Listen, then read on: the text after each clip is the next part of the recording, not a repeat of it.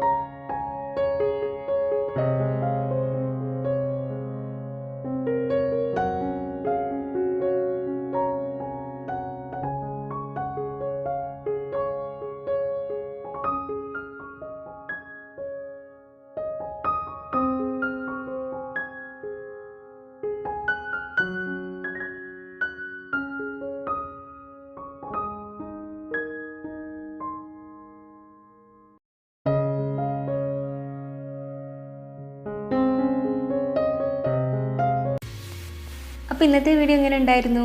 താഴെ കമൻറ്റ് ബോക്സിൽ നിങ്ങളുടെ അഭിപ്രായം തീർച്ചയായും കമൻറ്റ് ചെയ്ത് അറിയിക്കണേ.